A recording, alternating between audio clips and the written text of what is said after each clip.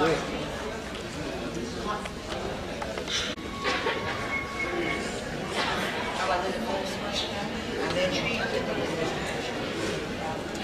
good evening, everybody. First of all, I will read the question and then give our responses. What injustices have been done to our people?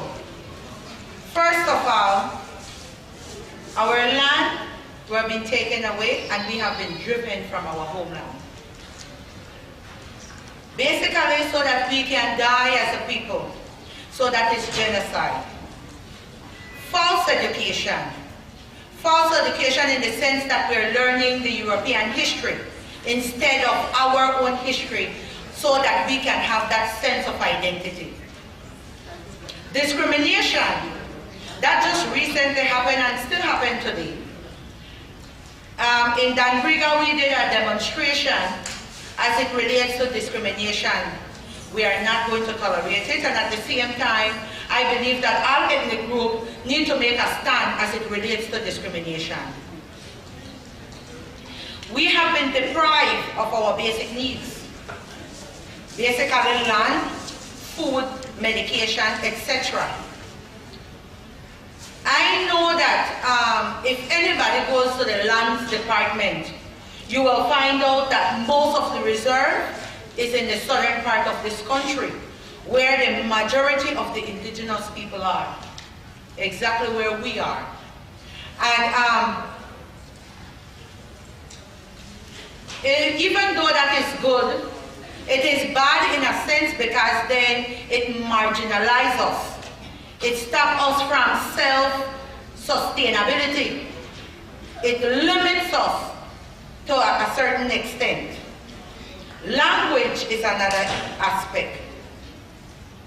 Most of us can't speak our languages everywhere we go. You tried it, then you will see that others will look at you like something is wrong with you. Exactly. Exploitation from within as well as external forces. I said exploitation in the sense that we too exploit each other, as well as our leaders exploit us. Leadership only changed from the aristocrats to our own who still exploit us. So we need to make a stand. What is currently happening in our community as a result of the injustices? Poverty, lack of food sufficiency. A lot of communities don't have enough to eat because we don't have the access to the land to plant our food. So that is a problem as well as a result of that. Low self-esteem. There is an allegation that always goes around. You people are on the bottom of the social strata because you are lazy, because we are incompetent. When in reality, we build beliefs and we need to be compensated because we have built England and other countries.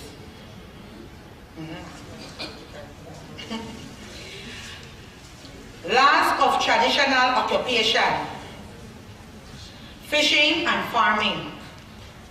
Just recently, I know some people hear about maritime access.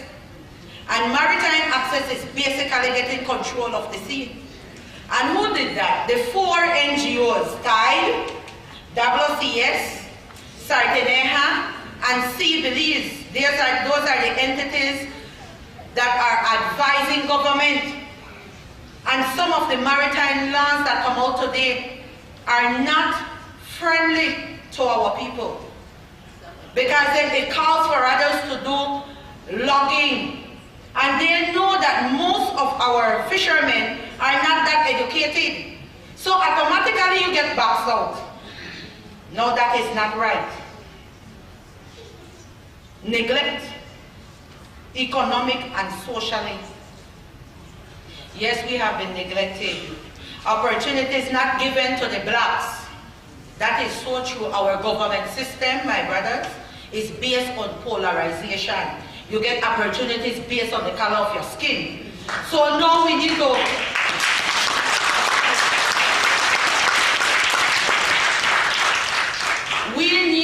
to make sure that we make our voices be heard by our Prime Minister and those in the Cabinet and those at the House of Representatives, in which they will make amendments to our laws, not the 9th Amendment that will bring down others, but amendment to our laws to empower all Afro-descendants so that we can enjoy our privileges of humanity. What would you like to see? What would you like to see get done?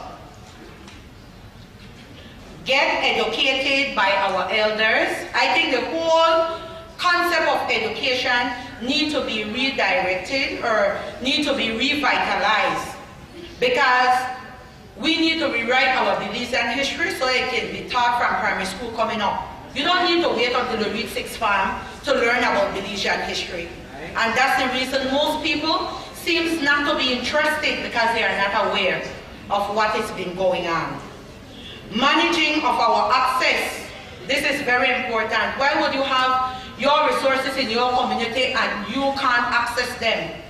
Others will come and have say as to what happened in our communities. So this is another something that we would like to see get done. Unity. For us to unite, we need to be counseled. We need to learn our history. We need to look at our similarities. Then we will unite the way it should as a people of Afro-descendants. Extended boundaries for Dangriga. I think it's not only Dangriga, but all the Garifuna communities. Because if you know your boundary, even if they have taken our resources, we need to be compensated for it.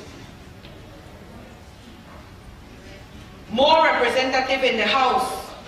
We all know that every time government share, it is based on representation in the House. And it's too sad, but the South only have 4 representation. Dangriga, Stanbridge West, Toledo, and Toledo West. Only 4 representation, and that is also a factor that is keeping us down. Reinstitute relationship between man, farm, and sea. Well, I have elaborated a little bit about that earlier. More entrepreneurship program. Technology as well. That also falls under entrepreneurship program.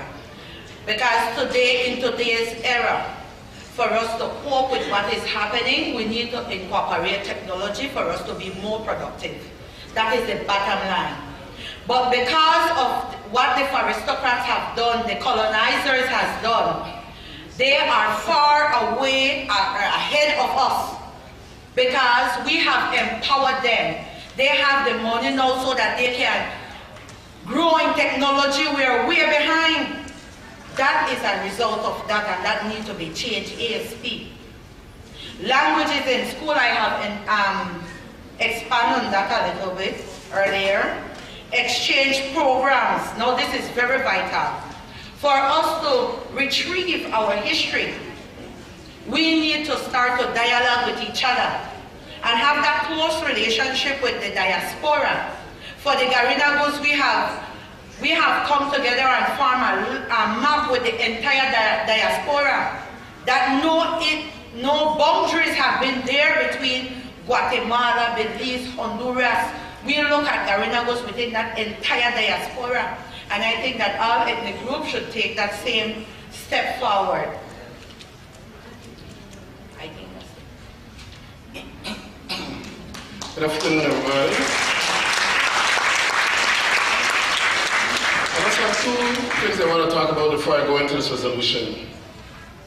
One of them is that we have something in and around Dangriga town called the Carib Reserve. I want to ask you, do you know who owns most of the Carib Reserve? It's not the Caribs or the Garinago. That's somebody who named it Z. That's Zuniga. They could know one time that's Zuniga. The Sabanese, they own 90%. of the Carib Reserve. Remember, Carib Reserve being the word there I want to emphasize. Alright? So that's one. The other thing is, I don't believe in a lot of talk, right? I want action. So today we are talking the talk. What next? Okay. Came up with a resolution. I want to thank my friend, Mr. Melendez, to help me draft up this resolution. It is not etched in stone, it's a draft, right? So I read, whereas grave injustices have befallen the Garifuna in Belize, Guatemala, Honduras, Nicaragua, and the diaspora through attempted genocide, land deprivation, miseducation, and bigotry.